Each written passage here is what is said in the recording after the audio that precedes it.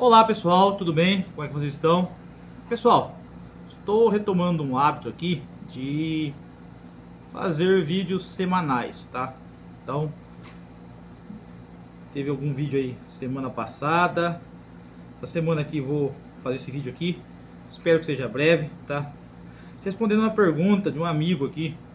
O pessoal deve conhecer, o Rafael, tá? Fez uma pergunta interessante que eu acho que é de relevância para todo mundo, tá? Assim, fizeram com você, ó. Na sua opinião, por que as pessoas na atualidade não querem Jesus? Tá? Ele fala assim, antes do advento de Cristo eu consigo entender, mas o povo hoje não teria sentido para não ter Jesus como Senhor. Uma pergunta assim que aparentemente é de fácil resposta, né? Porque o mundo já está maligno, no fim do tempo a apostasia aumentaria, mas vamos lá. Por que as pessoas hoje não querem Jesus ou não querem, na verdade, não querem nem saber de Jesus, né? O que acontece? Vamos tentar explicar.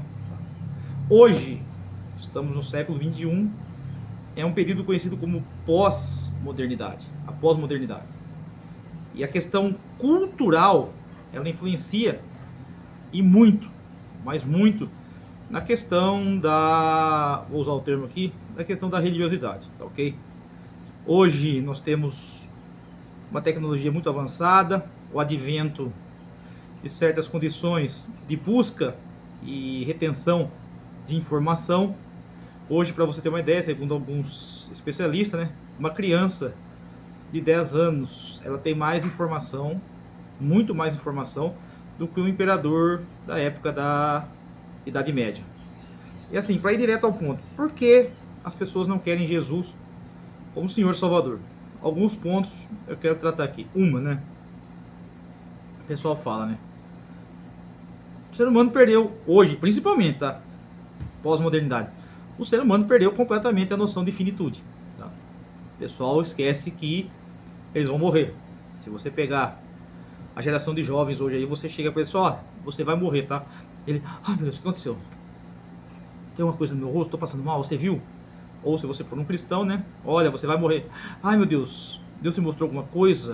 Eu vou morrer do quê? Morte natural, acidente? Então, as pessoas esqueceram desse detalhe, que a vida tem começo, meio e fim na Terra, tá? Vamos testar aqui, estou aqui, perdão, para testar que nós cremos na continuidade da vida eterna, na ressurreição pós-morte, tá ok? Então o pessoal esquece que a vida tem finitude, o senso de finitude foi perdido. Isso é um reflexo, assim, nos adultos, nas crianças, porque hoje, vou falar do meu caso, né? Talvez você que esteja assistindo também esteja situado na minha situação. Meu pai me ensinou muitas coisas. E ele sempre disse, ó, no que você precisar, estarei do seu lado. Vírgula. Mas, lembre-se, eu não estarei aqui para sempre. Então, quer dizer, quando alcancei determinada idade, comecei a entender que eu tinha que começar, vamos usar o linguajar aí, a dar os meus pulos, a me virar. Tá? E essa geração nova que chegou, vem com a promessa dos pais da mãe que sempre teriam o pai e a mãe do lado deles em qualquer situação. E de repente você vê aí, principalmente na questão da pandemia, conversei com algum pessoal aí da área da saúde, principalmente alguns psicólogos, que após pandemia, ou durante a pandemia, teve muita criança e adolescente que perderam os pais. E perderam o motivo de viver. Porque o pai e a mãe, que eu vou dizer o pai e a mãe agora, assim, jovens adultos também, tá? Muitos jovens adultos. Mas aí, essa questão, o ser humano perdeu o senso de finitude. E a questão, outra aqui, né? A não necessidade de um salvador. Para que eu preciso de um salvador? Me salvar do quê? Me salvar de quê? Ou me salvar de quem, né? Para que eu preciso de um salvador? Se a vida que eu tenho aqui, somente a questão das premissas, seguindo a premissa das pessoas mais abastadas, tem uma vida boa, tem casa, tem moradia, tem alimentação, tem transporte. Principalmente você vai pegar isso nos países mais desenvolvidos, aí você pode pegar lá Europa, mais questão do leste europeu, países como os Estados Unidos, onde que a vida está muito bem assim, está de acordo que é para ser, né? Ter o mínimo de ter o mínimo possível para ter uma vida boa. Então, eu não preciso de um Salvador. A outra questão, o Jesus que eu vou buscar. Que Jesus que eu vou buscar? O Jesus histórico? O Cristo da teologia? Tá? Aqui eu vou tentar traçar uma linha temporal bem rápida, tá ok? Se a gente pegar ali Idade Média, tá ok? Bem, Idade Média, o cristianismo ali, ele reina, paira absoluto na Europa, através da Igreja Católica, e se torna ali, o continente europeu se torna ali, talvez a civilização mais avançada em questões de tudo, armas, tudo isso aí, tá? Porém, surge a questão do racionalismo, que é assim o antecessor do iluminismo. Surge o racionalismo, surge a questão ali da questão de, como posso dizer, a igreja, a religiosidade perde o seu poder. A igreja agora não é mais o carro-chefe de tudo, não é mais a igreja que dita as coisas. Ó, isso tá certo, tá errado, isso pode, isso não pode. Com o advento ali do racionalismo, do cientificismo, ou seja, o ser humano começa a ter uma abrangência muito maior de conhecimento e sabedoria. E a Igreja Católica perde isso aí. Na verdade, o cristianismo perde isso aí. Então, o que acontece? Surgem nesse meio tempo, tá? Ó, pessoal, estou resumindo, mas resumindo mesmo. Surgem novas formas de ver Deus. Deus tem que ser entendido pela razão. Surgem segmentos como o deísmo, que eles entendem que há um Deus, há uma força criadora, mas essa força criadora não é pessoal, ela não está nem aí para a sua criação. Surge a questão do panteísmo, tudo é Deus, ou do panenteísmo, tudo está em Deus. O politeísmo volta a ter muita força, e assim a questão sobre o que? O teísmo e o teoteísmo, tá? A crença em deuses. E o monoteísmo, que fica aí arregimentado somente pelo cristianismo, o judaísmo e o islamismo, tá ok? Então nessa nova era da humanidade, chamada de modernidade, tudo é pela razão, tudo está atrelado à razão. Esqueça o espiritual, isso é para criança. Coisa espiritual é fetiche, é coisa assim muito como nós tratamos o horóscopo hoje, tá? Mesma coisa. Tudo tem que ser comprovado empiricamente e cientificamente. Ou seja, a razão, tá? Tudo é pela razão, tudo é racionalizado, tá ok? E nesse interim, nessa época, surge um movimento chamado como teologia liberal, que é fazer o quê? Tentar adequar a teologia ou a Bíblia, para ser mais direto, a esse movimento racionalista. Então, a única coisa que eles conseguem assim manter da Bíblia é o famoso, posso usar o termo aqui, famoso Jesus histórico, que ele foi realmente um personagem que existiu, um homem que andou pela Galileia no primeiro século da nossa era, com um ensinamento muito poderoso de amor, compaixão, de perdão, de relacionamento mútuo, e que fez a diferença. Mas o Cristo da fé, que eles fazem uma cisão, eles separam Jesus histórico do Cristo da fé. Jesus histórico existiu, é esse homem que eu acabei de falar, e o Cristo da fé é o Messias, o ungido, que ele seria o Deus na terra, que ele fez milagres, que ele teve um nascimento virginal, que ele teve uma ressurreição corpórea, essas coisas, tá?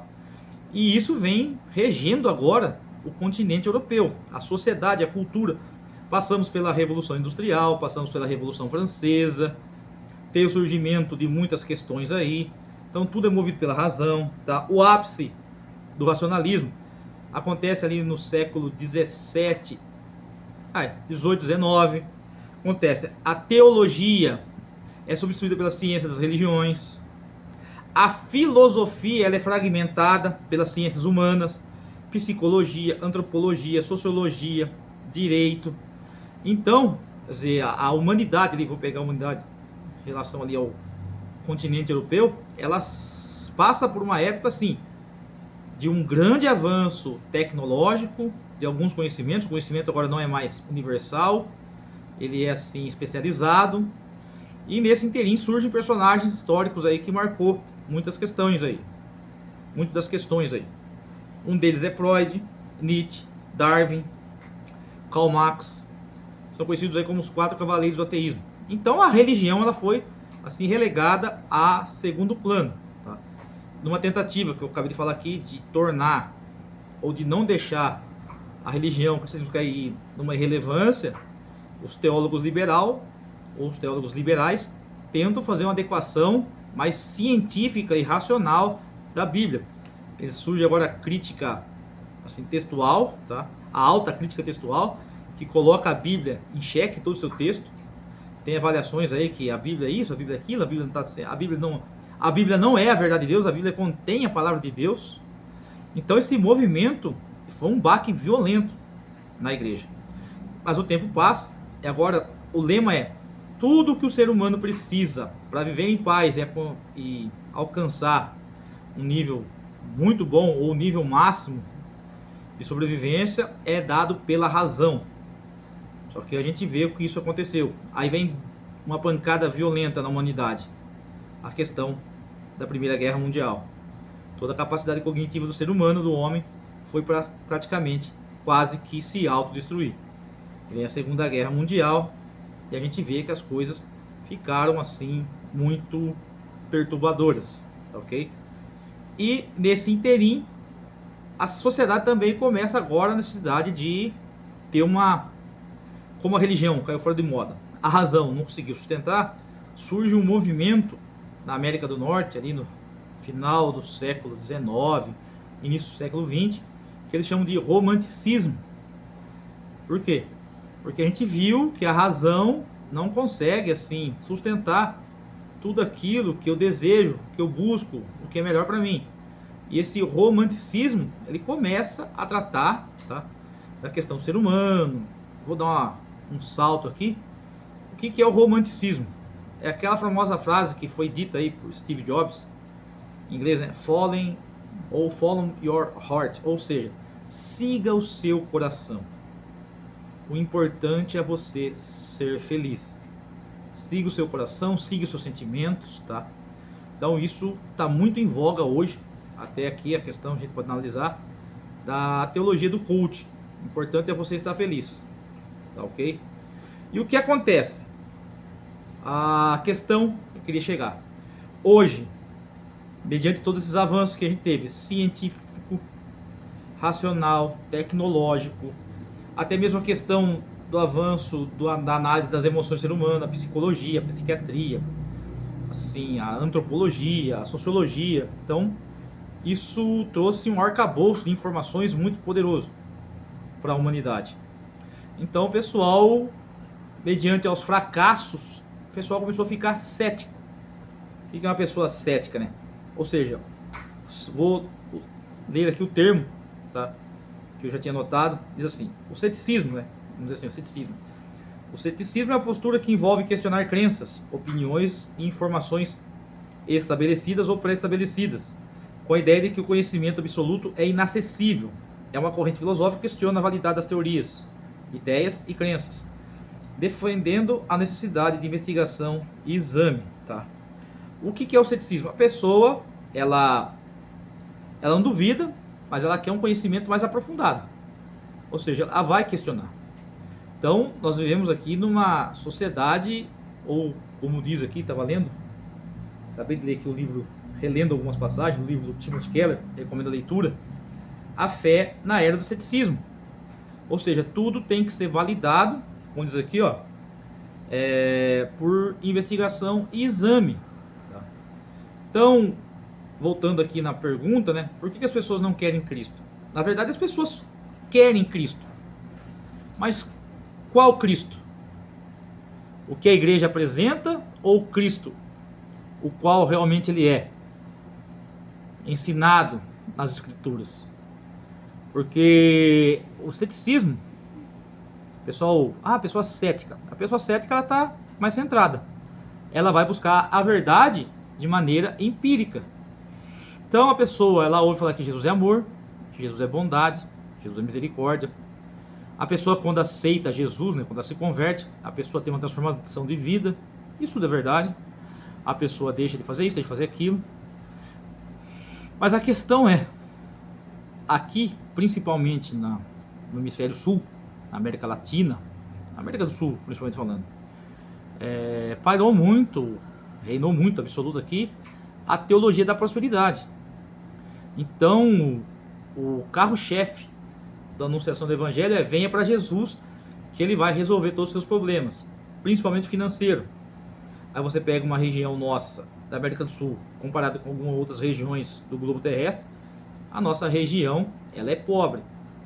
E quando você lança essa mensagem que Jesus vai resolver todos os seus problemas, principalmente financeiro, as pessoas vêm para cá, em busca do quê? Não de conhecer a Cristo, mas de obter algum favor de Cristo. Então, essa questão de as pessoas não quererem Cristo, na verdade não é que elas não querem Cristo, elas não querem o Cristo que torne essas pessoas submissas, assim, praticamente escravos da religião. Por que eu vou numa igreja onde a pessoa se tornou adepta de um sistema religioso cruel? Que a pessoa tem que se matar, a pessoa tem que estar lá de segunda a segunda, a pessoa tem que fazer a campanha, a pessoa tem que estar totalmente submissa ao seu líder. E você vai ver o líder é um cara completamente sem caráter, sem postura, sem conhecimento algum. Então as pessoas começam o quê? A ficarem mais, assim, desconfiadas. Vou usar o termo aqui. As pessoas ficam desconfiadas. E isso está vindo à tona agora. Isso está começando a aparecer, se tornou latente agora. Que está vindo escândalo atrás de escândalo. Assim, principalmente dos meios religiosos cristãos, evangélicos, pentecostais. Então, para que eu vou buscar Cristo? Qual Cristo eu vou conhecer? Eu quero saber. Ah, porque o Cristo da verdade. Então a pessoa vai ver, ela vai ver isso, ela vai começar a analisar, ela vai ver que não tem verdade nenhuma. Não existe o Cristo que a gente prega. Existe um bando religioso ali, muito parecido com as religiões primitivas, que se achegam a um Deus, fazem os seus rituais para alcançar favores desse Deus, para esse Deus ajudar as pessoas, seus seguidores, ou para esse Deus não punir os seus seguidores. Então é esse o retrato, esse é o recorte que a sociedade faz de Jesus Cristo. E faz também o recorte e análise de nós que somos cristãos. Um bando de religiosos, assim, desesperados, atrás de um Deus que me socorra nas minhas necessidades mais básicas. Tá? Jesus tem que conduzir eu até, tem que garantir para mim tudo. Então, quer dizer, é uma paternalidade muito latente. O que é uma paternalidade? A paternalidade é a questão daquele pai ou responsável que faz tudo pelo filho, tudo que o filho precisa tem que ir atrás dele. Então isso se torna o quê? Se torna uma questão quase que escravizadora. E Deus, ele trabalha com paternidade. Ele cuida, ele carrega, ele mantém, só que ele quer ver crescimento. E assim a questão, que o Rafael perguntou aí, por que as pessoas não querem Cristo? Elas não querem esse Cristo que está sendo pregado, transmitido. Um Cristo que exige um monte de coisa. Ou também, né, do outro lado, a questão da galera do paz e amor. Um Cristo que tudo pode, tudo é liberado, afinal o amor supera tudo, a graça é mais que abundante, e essas questões aí. E assim, a questão da fé. Eu queria tratar essa questão aqui. A fé, ela não pode ser uma fé assim, leiga, que abraça tudo, que aceita tudo. Isso não é fé. Isso é baixa espiritualidade. A fé, ela tem que ter o seu grau cético, o seu grau de análise, o seu grau de empirismo. Espera aí. Só que o que acontece? A pessoa geralmente também, né, quando ela procura a igreja, ou ela procura Cristo, é porque ela já está toda arrebentada e apareceu o evangelista, o brilhante, né, a mente brilhante. Vamos para a igreja que Jesus vai resolver. Então, quer dizer, a pessoa já chega arrebentada, a pessoa chega arrebentada emocionalmente, fisicamente, financeiramente, tá? Então, essas questões. A pessoa chega, eu costumo usar esse termo aqui, com a guarda baixa. Então, a pessoa ela não está, ela está completamente assim, debilitada, e tudo que for feito vai manipular ela. Um aconselhamento, uma pregação, uma campanha, ela está em desespero. Talvez é um filho que está necessitando de ajuda, Talvez é um marido que tá, a esposa, o pai, a mãe, questões de enfermidades, questões de judiciais, tá? Então assim, esse Cristo, ele foi pregado, ele foi ultrajado, ele foi assim levado até as últimas consequências. Então, o pessoal, a maioria que entendeu, para que eu vou querer Cristo? Aí eu fico nessas três questões. A questão da falta de um pouco de análise da fé. Até um livro também, esse que está aqui na minha mesa, é do Timothy Keller, A Fé na Era do Ceticismo. E um outro livro que é do autor brasileiro, do Rodrigo Silva, que chama O Ceticismo da Fé. A fé que aceita tudo não é fé, é fanatismo. Então, tem muito mais fanático falando de Jesus do que cristão falando de graça. Então as pessoas não querem mais Jesus. Mesmo que se você analisar, toda civilização do Ocidente, ela foi baseada em princípios judaicos cristãos. A pessoa fala que não quer Jesus, não aceita Jesus, mas mal sabe ela que algumas condições éticas e morais que ela respeita e gosta que seja respeitada com relação a ela, tem fundamentos bíblicos cristãos. Mas como eu acabei citando aqui, a modernidade, tem outras questões aí, tudo está fácil, o ser humano perdeu a noção de finitude, vida eterna para ele nem sabe o que é, a questão de para que eu vou querer um salvador, se a minha vida está mais que abundante, e essa questão do Cristo que é apresentado. Na verdade, nós estamos apresentando um Cristo, nós estamos apresentando mais um Deus que entra no panteão dos deuses modernos aí. Dinheiro, política, fama, até as questões aí dos próprias celebridades, redes sociais e por aí vai, tá? Então eu vou finalizar por aqui o vídeo, tá? As pessoas não buscam Cristo, primeiro, porque não precisam, perderam o senso de infinitude, e o Cristo que é apresentado a elas é como se fosse mais um Deus qualquer, e não o Criador do universo, o Salvador da nossa alma e que nos garante a paz. E as pessoas buscam Cristo por troca de favores. Tá, pastor, como é que eu evangelizo? Como é que eu chamo a pessoa? Vamos para a igreja porque Jesus vai resolver seus problemas. A pergunta que eu faço, se essa pessoa não tiver problemas, se a pessoa tiver uma vida assim, tranquilamente, a gente como cristãos, a gente reluta pra, não, essa pessoa tem que ter algum defeito. Não. Mesmo que ela não tenha defeito algum, ela ainda é destituída da graça de Deus, pois todos pecaram, estão fora da presença dele. Então, é isso que eu queria deixar explanado para vocês aqui, tá ok? Curte, comente, compartilha, talvez uma vez por semana eu vou fazer esses vídeos com temas mais atualizados, ok? Fica na paz e até mais.